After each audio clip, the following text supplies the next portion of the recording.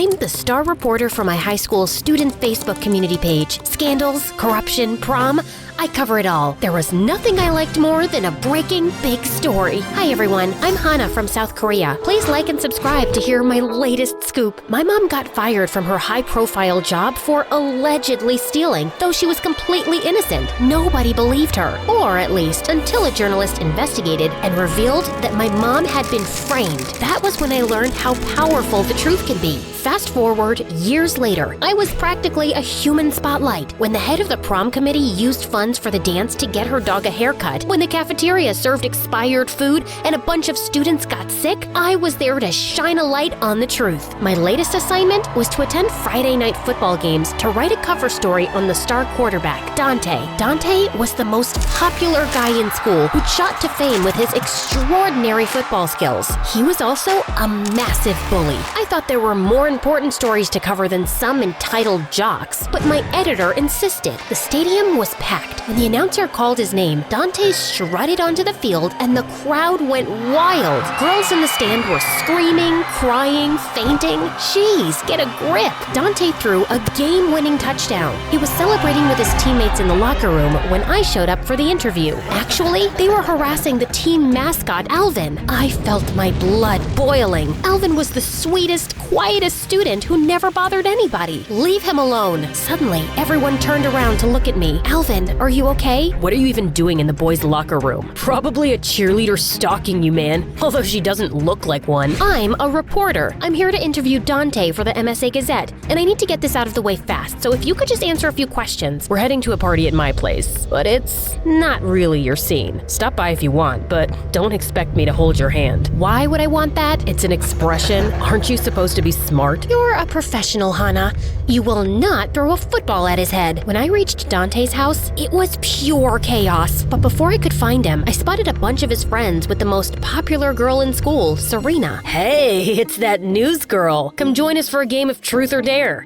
No thank you. Where's Dante? Come on, you want to attend a cool kids party? You gotta play the cool kids games. I don't want to attend the party. I'm just here for truth or dare. Ugh, fine. Truth. Wrong answer. Dare it is. You gotta stand on the table and do a creative chicken dance for 30 seconds. Knock it off, you guys. Don't be a buzzkill, Serena. No dance, no interview, news girl. Fine, I'd do it. It's not like I was trying to win any popularity contests, but I could feel my face getting hotter as I clucked and danced like a weird chicken while everybody howled with laughter. 30 seconds felt like forever. And just as I was done, the jock lifted me off the table and started taking me to the pool. Oh, no you don't. I swear, if you throw me in the pool, I'll send curses on you every day. I'll pray that you have warts on your butt so you can't sit down for a month, and I'll wish that you lose your taste buds and everything tastes like chalk forever. I will. Just as we reached the edge of the pool, Dante appeared and stopped the jock. He put me down, and I couldn't resist giving him one last kick. And then I lost my balance and fell into the pool anyway. What a freaking nightmare. Girl,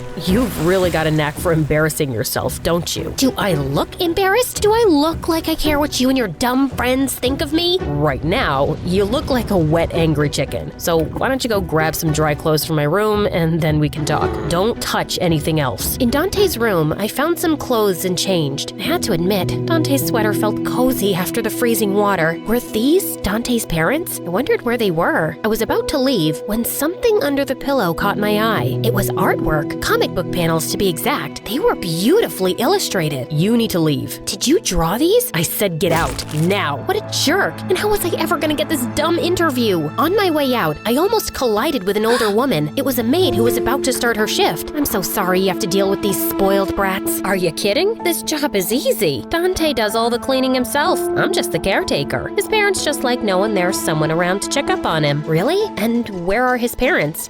They live in another house. It's pretty far away. I felt my reporter instincts taking over. There was a story here. I just didn't know what it was yet. The next day, I decided to go back to Dante's house for interview attempt number 2. And I found Dante talking to someone on the doorstep. It was Alvin, the mascot mascot. I was about to march up there and defend Alvin when suddenly the two of them shook hands and hugged. What was going on? Dante started to leave just then, so I followed him. I watched him give money to a homeless man and stopped to play with a cute dog on the sidewalk. I lost sight of him inside a cafe when suddenly I felt a hand grip on my arm. Why are you following me? I told you to stay out of my business, and now you're stalking me? I'm not stalking you. I'm investigating. I'm a reporter, remember? If you have a question, just ask me, you psycho. What were you doing with Alvin earlier? Oh, we were playing Dungeons and Dragons. It's my favorite game, and it turns out Alvin is into it too. I invited him over to apologize after what had happened in the locker room. That was so unexpected. I don't get it. I saw you be nice to all those people. Why keep this side of yourself a secret?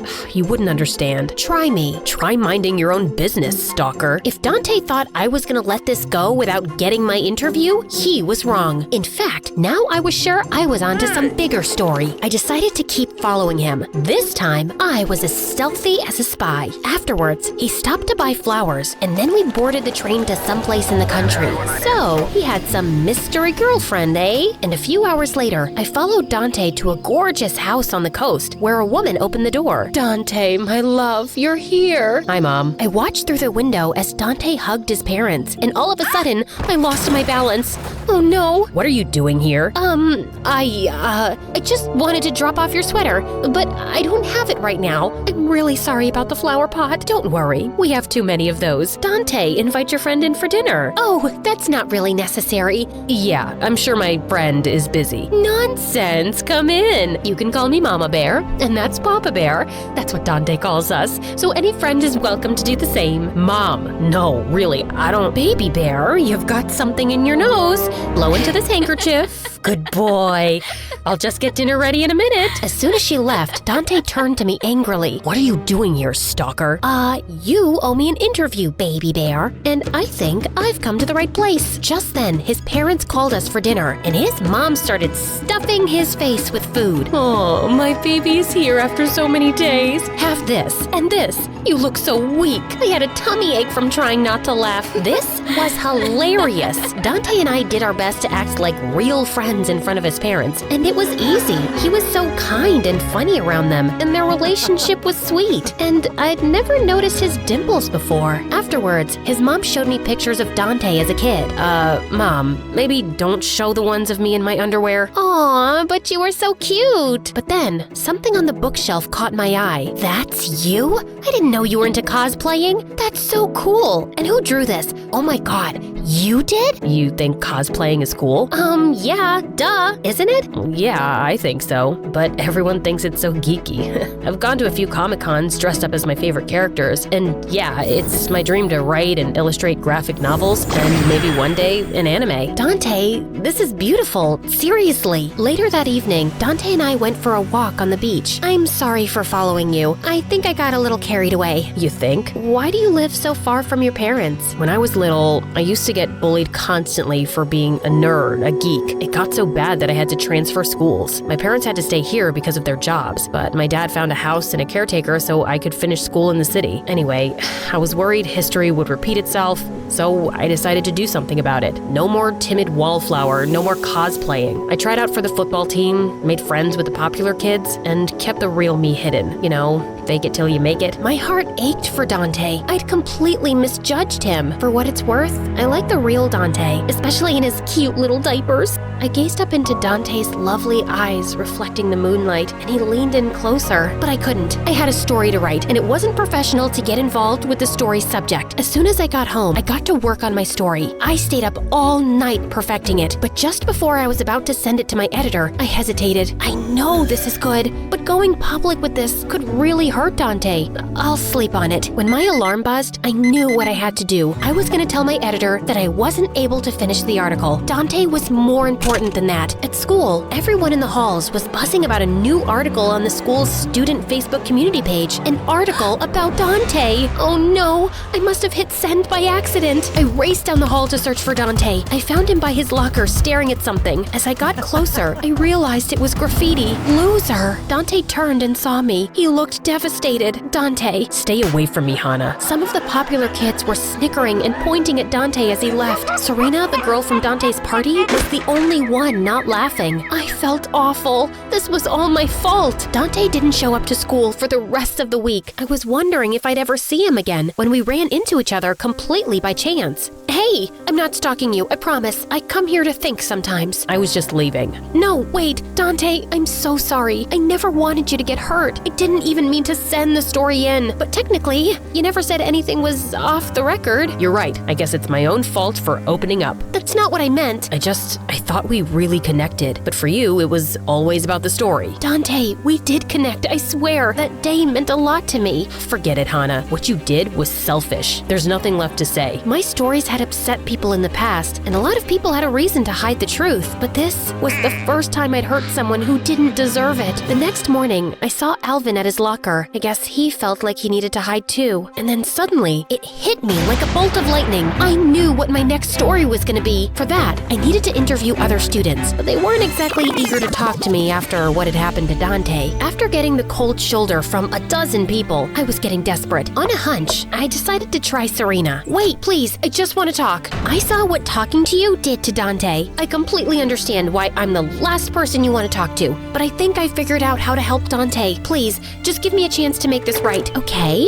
I'm listening. I pitched Serena my plan. I really think it can work, but I'll need your help. To my surprise, Serena agreed. Over the next couple of weeks, I revisited the students I had tried talking to before. They were reluctant at first, but with Serena by my side, they were willing to talk to me on the record. They all had similar stories. A basketball player who hid his interest in ballet to please his parents, a gay student who pretended to be straight, even a teacher who secretly wanted to be a jazz singer. All of them had pretended to be something they weren't out of fear that the real them would be rejected. Once again, I stayed up all night writing my story. Everyone had been so brave to speak out. If I failed, I would be letting all of them down. My editor published the story on the Facebook community page, and it spread like wildfire again. But the reaction was different this time. It was inspiring. I slipped a copy under Dante's door, but I didn't hear back from him. Thankfully, he did at least come back to school. Some weeks went by, and then one day before spring break, I opened my locker and found a comic inside. When I turned around, Dante was standing behind me.